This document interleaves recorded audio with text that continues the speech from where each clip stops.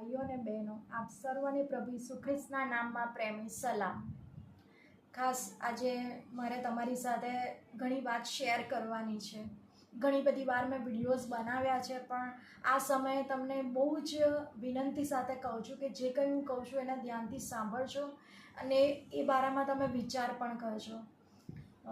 તમે તો ઘણી બધી જગ્યાએ સાંભળ્યું હશે, સોશિયલ મીડિયા ઉપર અને ઘણા બધાના મોએ સાંભળ્યું હશે કે પ્રભુ ઈસુનું આગમન બહુ નજીક છે, જીસસ ઇઝ કમિંગ સૂન, એવા ઘણા બધા સ્ટેટમેન્ટ સાંભળ્યા હશે. પરંતુ અત્યારનો જે સમય છે ને એ બહુ જ અગત્યનો સમય છે. બહુ થોડો સમય આપણા માટે રહેલો છે ને થોડો સમય ક્યારે પૂરો થઈ જશે ને એ આપણે જાણતા નથી. અને કહે છે ને કે પ્રભુના અનુગ્રહનો જે સમય છે એ પૂરો થવા આવ્યો છે.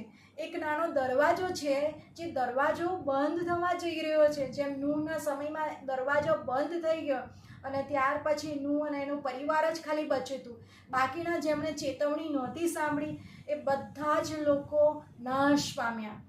અને પ્રભુ ઈસુ કીધું છે કે એવી જ બાબતો અત્યારે પણ બનશે. જો પ્રભુની ચેતવણી નહીં માને, નહીં સાંભળે, તો જે લોકો પ્રભુ ઈસુને નહીં સ્વીકારે, જીવતા દેવ તરીકે વિશ્વાસ નહીં કરે, તો એમની પરિસ્થિતિ પણ બિલકુલ એવી જ થવાની છે. અને પ્રભુ દરેકને બહુ જ પ્રેમ કરે છે. પૃથ્વી પરના દરેક વ્યક્તિ માટે પ્રભુ ઈસુએ વધસ્તંભ પર બલિદાન આપ્યું છે. ફક્ત ક્રિશ્ચિયન્સ માટે નહીં, દરેક વ્યક્તિ માટે, કારણ કે એ સર્જનહાર છે આપણા. અને કોઈનું પણ જીવન નાશમાં જાય એ પ્રભુ નથી ઈચ્છતા. માટે દરેક વ્યક્તિ સુધી એમની સુવાર્તા પહોંચે, એમના પર વિશ્વાસ કરે અને પોતાના પાપોનો પસ્તાવો કરે, અંગીકાર કરે કે જીવતા દેવ છે પ્રભુ ઈસુ ખ્રિસ્ત, અને બચી જાય વ્યક્તિ. માટે એ રોજ રાહ જુએ છે તમારી કે આજે મારો દીકરો કે દીકરી એ મારી પાસે આવે ને પોતાનું જીવન સોંપે. માટે ખાસ તમને વિનંતી છે કે જો હજુ તમે જીવન ના સોંપ્યું હોય તો પ્રભુને જીવન સોંપી દો. કારણ કે ખરેખર પ્રભુનું આગમન બહુ જ નજીક છે. અને હું તમને મારા અનુભવની વાત કરું કે 1 જુલાઈએ પ્રભુએ મને એક દર્શન આપ્યું હતું. હું બપોરે સૂઈ ગઈ હતી ને લગભગ સાંજે 5:27 5:27 ઇવનિંગમાં 1 જુલાઈએ પ્રભુએ દર્શન આપ્યું હતું. અને એ દર્શનની અંદર હું જોઉં છું કે ભયંકર વીજળી થતી હોય છે આકાશની અંદર. એ વીજળીની નિશાની મેં જોઈ અને ત્યારબાદ તરત જ બાજુમાં મેં આકાશની અંદર ધરતીકંપની નિશાની જોઈ. અને એ ધરતીકંપની નિશાની એકલી જ નહીં, એ આકાશની અંદર નિશાની હલી રહી હતી ને બહુ જોરથી અવાજ આવી રહ્યા હતા, બૂમ બૂમ બૂમ.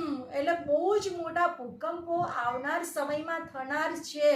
અને ઈશ્વરે કહ્યું કે આ નિશાનીઓ તું થતા જોવે ને એટલે કે તું સમજ કે હું આવ્યો જ સમજ. એમ આટલું ક્લિયર પ્રભુએ જણાવી દીધું છે. એટલે મારી ફરજ છે કે હું તમને જણાવું કે તમે તૈયાર રહો. આપણી પાસે સમય બિલકુલ જ નથી. આ કૃપાનો દરવાજો બંધ થવા જઈ રહ્યો છે. પ્રભુ ઈસુ આપણને લેવાને માટે આવી રહ્યા છે. એ પૃથ્વી પર નહીં આવે, એ આકાશમાંથી વાદળ પર ઉતરશે અને ત્યાં આપણે મળવાનું છે. આપણે અહીંયાથી હવામાં ઉંચકાઈ દઈશું. આપણા શરીરનું રૂપાંતર થઈ જશે. આંખ ઝબકાવતા, આંખ એટલે પલક ઝબકાવતા કેટલો સમય લાગે છે? એક નેનો સેકન્ડ કરતાં પણ કદાચ ઓછો સમય લાગે. એટલા જ સમયની અંદર આપણા શરીરનું રૂપાંતર થઈ જશે. અને જે લોકો મરણ પામ્યા છે, પ્રભુઓ મરણ પામ્યા છે, એ લોકોને નવા શરીરો, હોલી બોડી મળવાની છે. એટલે આ બંને પ્રકારના વ્યક્તિઓ જેઓ પ્રભુમાં છે એ લોકોને લઈ લેવામાં આવશે. અને એ સમયે જેનું જીવન કેવું હશે એ પ્રમાણે એને લેવામાં આવશે.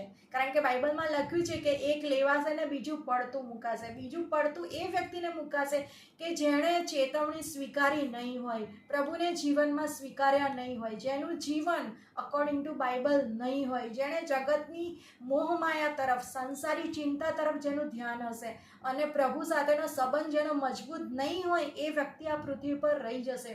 અને એ રહી જશે સમય 7 વર્ષનો વિપત્તિ કાળનો સમય કહેવામાં આવે છે. અને બાઇબલ કહે છે કે આવી વિપત્તિ તો પહેલાં ક્યારે આવી નથી કરીને. તો એ સમય કેટલો ખરાબ હશે જ્યારે બાઇબલ આપણને ચોખવટ કરી નાખે છે. તો શા માટે એવા વિપત્તિના સમયમાં આપણે રહેવાનું? કારણ કે તમે સાંભળતા હશો કે વન વર્લ્ડ ઓર્ડર, એ આખી દુનિયામાં એક જ રાજા એક એવો બનશે અને એનું શાસન ચાલશે અને એક જ કરન્સી હશે અને એક જ આર્મી હશે. અને ખરેખર એ સમય જે હશે ને એ અત્યારે જે શાંતિ છે ને એ શાંતિ કરતાં બહુ જુદો સમય હશે ને ત્યારે તમને પસ્તાવો થશે કે અમે કેમ આ ચેતવણીને માની નહીં, અમે શા માટે પ્રભુનો સ્વીકાર કર્યો નહીં. ભયંકર એટલે ભયંકર વિપત્તિઓ એ તમે જન્મ્યા કે તમારા પૂર્વજોએ કદાચ નથી જોઈ, એટલો ભયંકર સમય આવી રહ્યો છે ને પ્રભુ જાણે છે કે માણસ આ સહન નહીં કરી શકે, કારણ કે એ સમયે ઈશ્વરના કોપનો પ્યાલો રેડાતો હશે. ઈશ્વરનો કોપ આપણા કોઈથી સહન થાય નહીં. માટે ઈશ્વર ચાહે છે કે જે વ્યક્તિઓ ચેતવણી આપે છે, પ્રભુના લોક જ્યારે તમને જણાવે છે ત્યારે એને ધ્યાનમાં લો, એની ઇગ્નોર ના કરો કરીને પ્રભુને તમારું હૃદય સોંપી દો. કારણ કે પ્રભુ બહુ જ રાહ જોઈ રહ્યા છે, બહુ આતુરતાથી રાહ જોઈ રહ્યા છે કે ક્યારે મારું બાળક મારી પાસે આવે. રોજે રોજ આત્માઓ જીતવામાં આવે છે ને એક આત્માને બચાવીને બહુ જ મુશ્કેલ હોય છે. શૈતાનના હાથમાંથી એક આત્માને છોડાવવો ને એ બહુ જ એટલે બહુ જ અઘરું હોય છે. સૌથી અઘરામાં અઘરું કામ હોય ને તો એ આત્મા બચાવવાનું છે. માટે તમે તમારો પોતાનો આત્મા પણ બચાવો ને પ્રયત્ન કરો બીજાઓના માટે પણ કે તેઓનો આત્મા બચી જાય. કારણ કે જગતની કોઈ વસ્તુ એ આપણને સ્વર્ગમાં નથી લઈ જઈ શકતી. કેવળ ને કેવળ પ્રભુ ઈસુ ખ્રિસ્ત, only Jesus Christ is the only way to go heaven. એટલે પ્રભુ ઈસુ ખ્રિસ્ત સિવાય આપણે સ્વર્ગમાં જઈ શકતા નથી. અને વાદળોમાં આપણને લેવાને માટે આવી રહ્યા છે.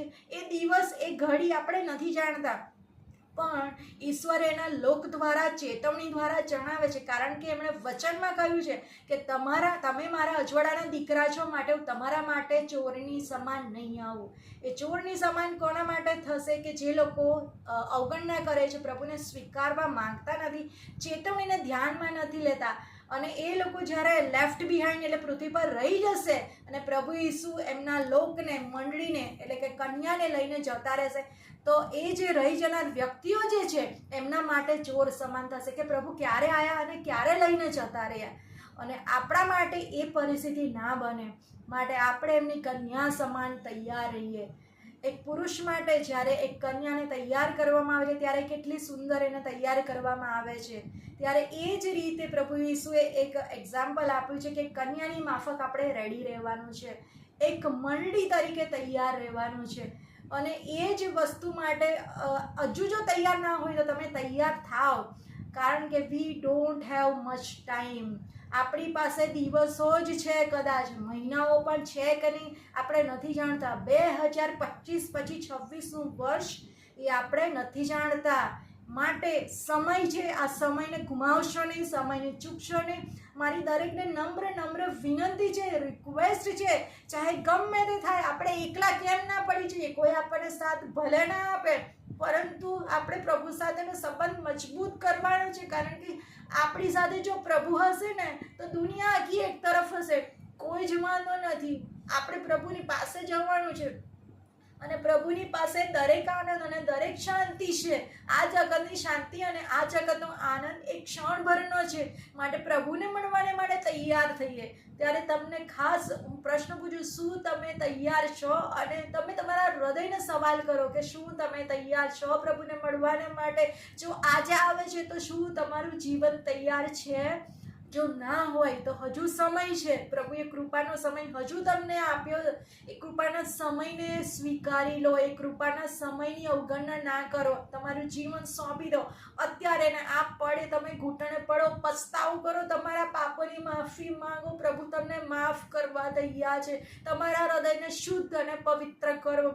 મહેરબાની કરીને પ્રભુની આગળ નમી જાઓ. તમારો ઈગો, તમારી અંદર જે કંઈ નકામી બાબત હોય, નેગેટિવ થોટ્સ હોય, બધું જ પ્રભુની આગળ મૂકી દો અને નમ્ર હૃદયે પ્રભુની પાસે આવો. આંસુ સહિત પ્રભુની પાસે આવો. પ્રભુ તૈયાર છે તમને સ્વીકારવાને માટે. પ્રભુ કન્યા તરીકે તમને લઈ જવા ચાહે છે. માટે ખાસ તમને વિનંતી છે કે તમને રેડી રહો ને રેડી રહો. આ મારી વાતો જો પ્રભુ આવીને લઈ ગયા ત્યાર પછી તમને યાદ આવશે જો તમે સ્વીકાર ના કર્યો પ્રભુનો તો. માટે દરેકને ખાસ ચેતવણી છે કે તમે રેડી રહો. પ્રભુ ગમે ત્યારે આવી શકે છે. પ્રભુનું આગમન પુષ્કળ નજીક છે. શૈતાન પણ આ વસ્તુ જાણે છે કે પ્રભુનું આગમન નજીક છે.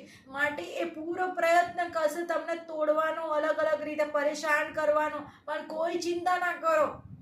આત્મિક હથિયાર પ્રભુ તમને આપશે, એનાથી શૈતાનની સામે લડો અને ટકી રહો, કારણ કે શૈતાન કરતાં પાવરફુલ પ્રભુ ઈસુ છે.